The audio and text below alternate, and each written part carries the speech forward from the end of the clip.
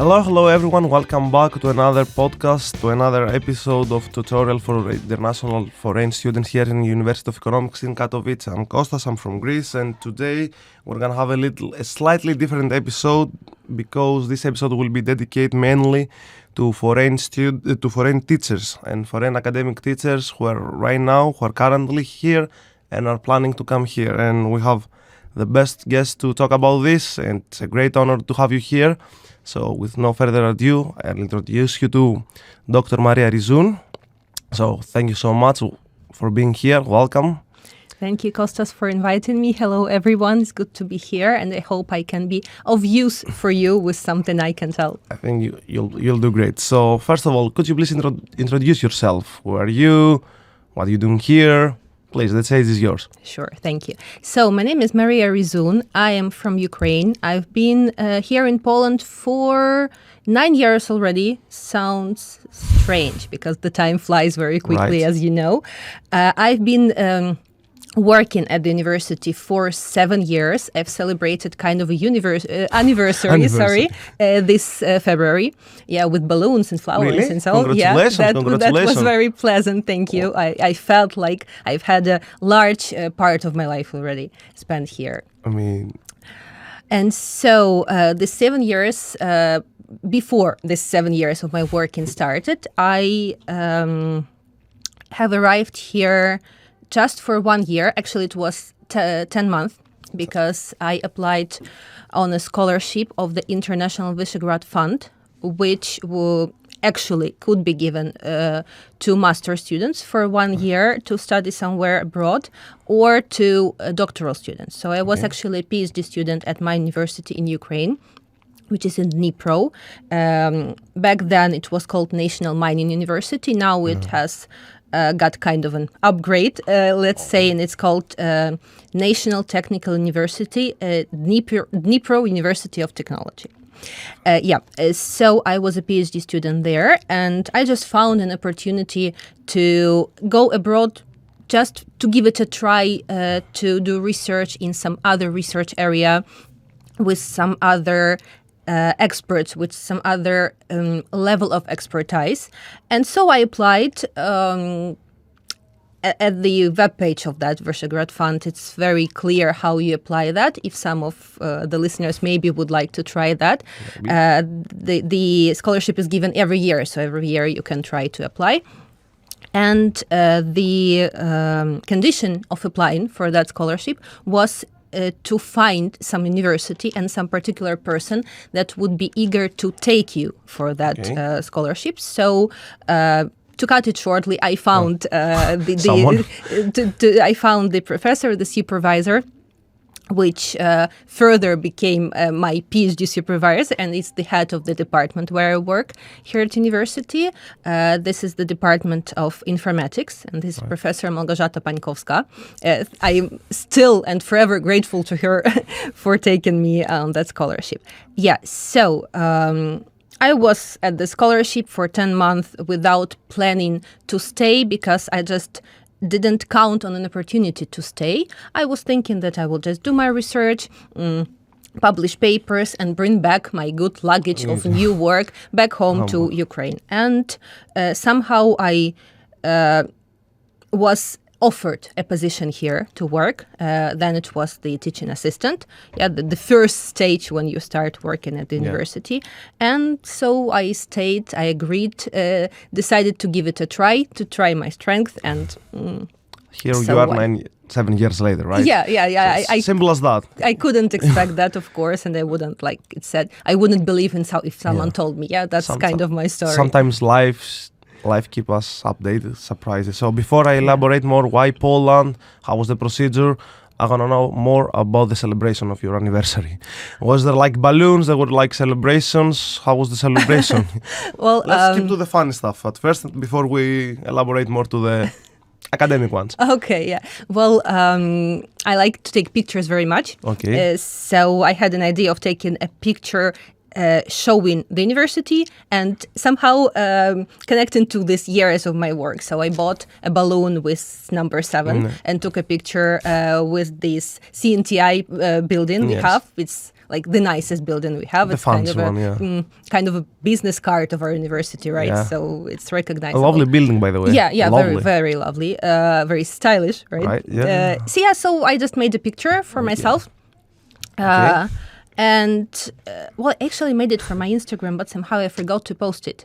You now Really? reminded me. Yep. Oh my God. So I still can do that, right? It's still Rushing back home to make exactly. a picture. After that, we're gonna cut it short, guys. So we have some major business. So let's elaborate course. more. Let's go back 7 years again. Okay. Or why Poland? You said you had an opportunity to study to a university abroad, to apply to multiple universities, I guess, through Europe or even to a different continent. Not exactly. If we're speaking about that Visegrad Fund where I applied, there is the kind of union, or maybe I could use another word, but I'm not sure, a union of 4 countries. It's called Visegrad 4. Okay. Poland, Hungary, Czech Republic, and Slovakia. Sorry.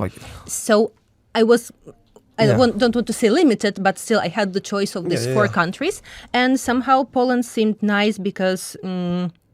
not because geographically it was closer, but I felt closer to it because as a student I already had... You had some experience. I traveled a few times to Poland with some business project for my university, that university in Dnipro, because we are...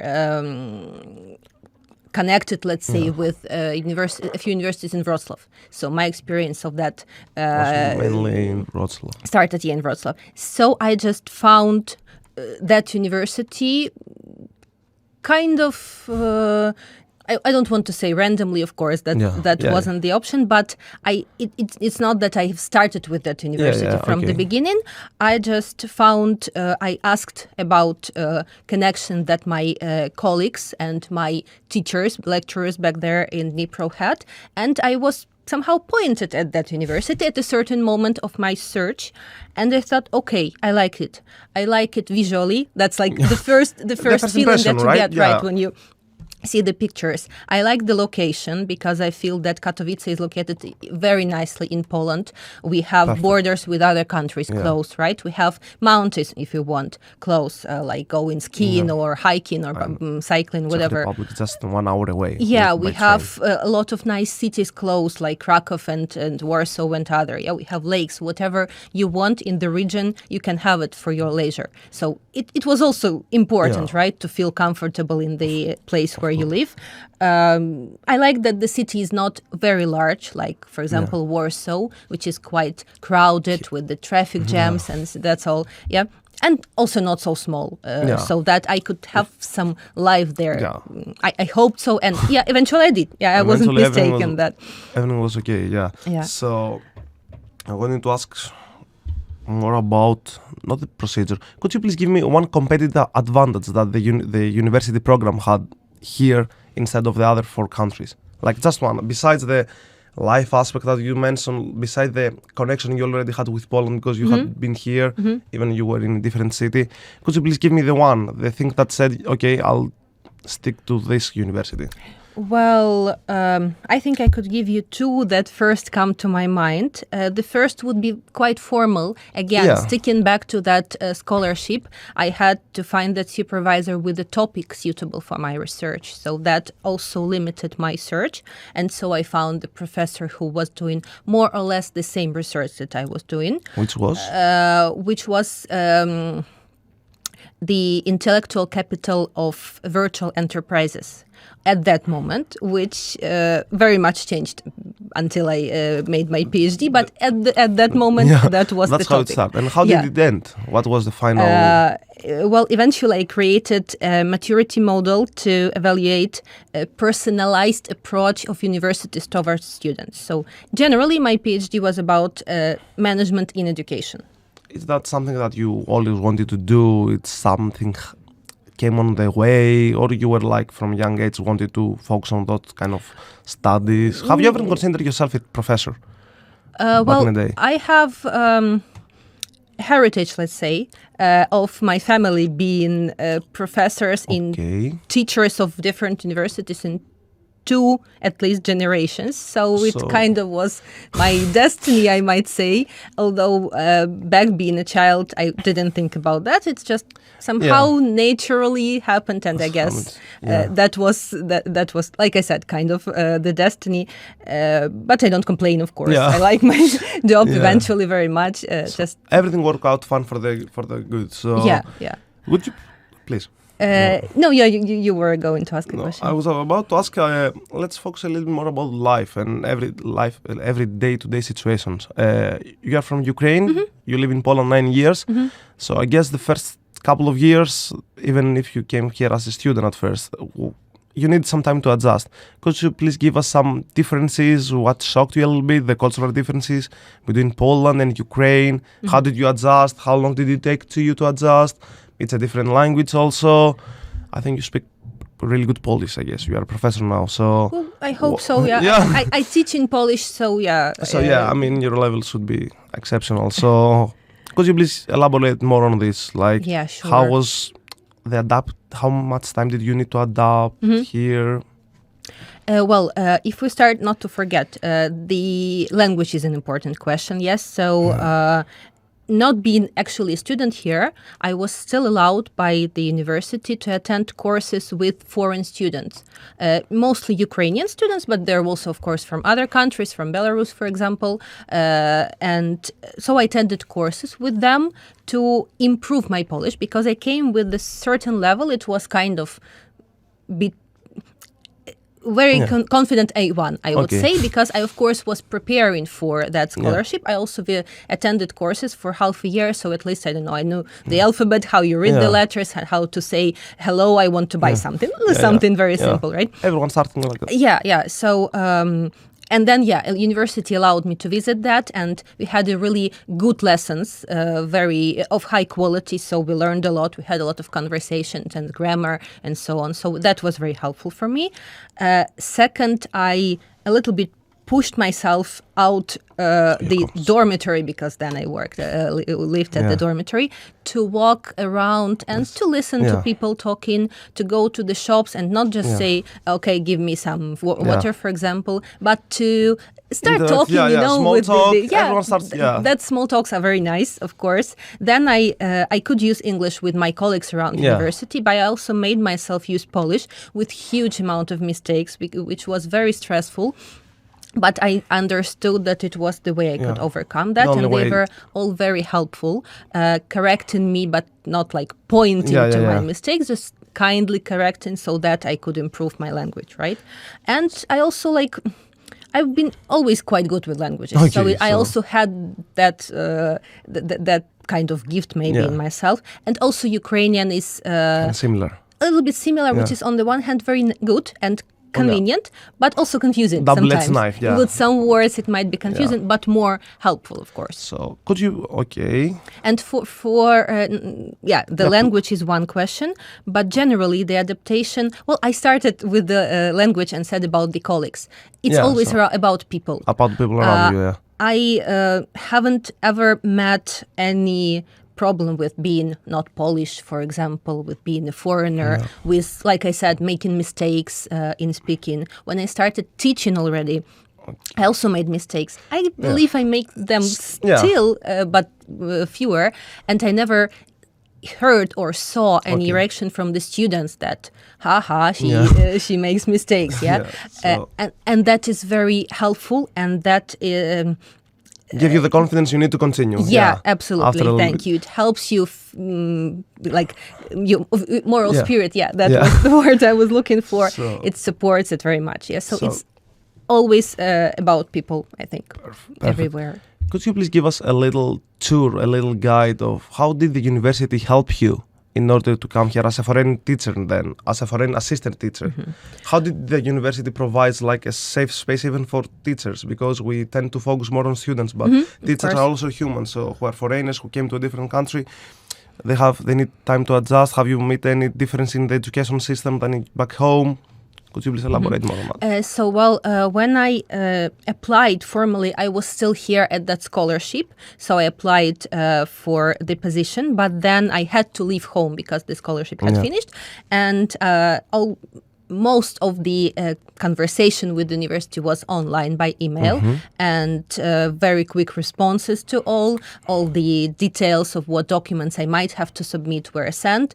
I needed visa at that time, of course, and so I needed some documents as the promise for me to be employed, and that I also received. One slight complication, let's say, was that I had to officially prove my Ukrainian diploma. Okay. I'm not sure the word is correct in English. It's called nostrification, I guess. It's more Polish. I might be mistaken about the English version.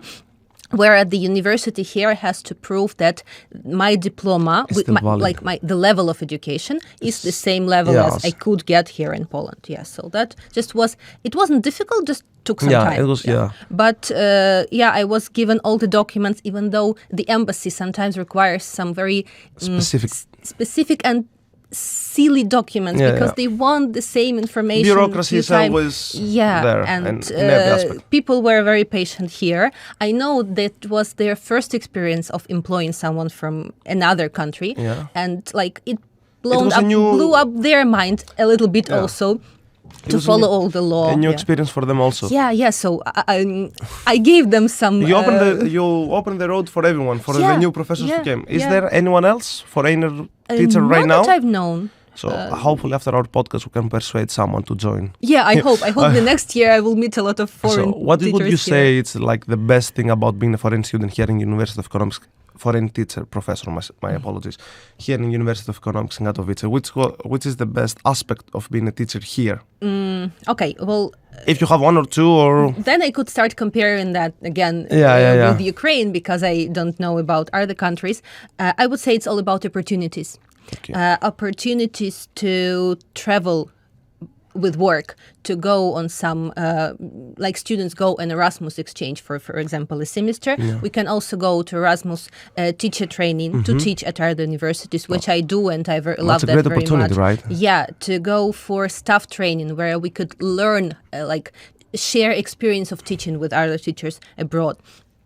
Internships to do research for a year or half a year abroad, and it's financed by the European Union, by the university itself. There are details depending on the program, but generally it's not that I have to work hard to get money and for me to travel, right? So it's the opportunity which is kind of a shame not to use, because while I was back in Ukraine as a student and I saw my teachers, unfortunately there are not so much investment to that. There are not so many programs. It's not that easy with Erasmus there. At least it was when I was a student. So now I trying to catch, it would be taken from me to catch every opportunity that I couldn't use before in my country. And the same for students. I could compare. And opportunities for research, for having... for collaborating with professors, with scientists all over the world, with publishing papers in the most highly ranked or conferences or journals, which give you a very valuable plus to your CV, to your research CV, and you get a higher rank as a researcher. So it's all about this broadening. You're technically in Poland, but as a researcher, you are, especially now with the online opportunities, you are all over the world with projects, with research, and university not only helps you if you want, but also motivates you. Here you have that and that and that. Are you interested in that? Yeah. Please go. Please. Yeah. So in order to sum up, I would like to, I already get the vibe that you haven't regretted your decision to stay and teach here. So through your responses, I think. I got married here. So at least now, something can change, of course, in time. But at least now, I feel comfortable. So far, so good. Here. Let's say. Yeah, so far, so good. absolutely. 7 years later, so far, so good. So would you suggest to have a colleague of you to come here as a foreigner teacher, academic, to spend his time here I think from your responses, the answer will be yes. Yeah, absolutely. It can be, I understand that my way was more or less specific, right? But we have... It's not the only way. Yeah, absolutely. It's a way, it's not the only way. But the result is going to be the same. You're going to have, as an academic, you're going to have a lot of opportunities. Yeah. A lot of opportunities, not only academically, for your life, as you mentioned, travels a lot. So at this point, Dr. Rizun, I would like to thank you so much for being here. It was an honor. It was a pleasure to have you here. Thank you so much for following us with us together to this podcast. So there's a little different podcast. See you on the next episode.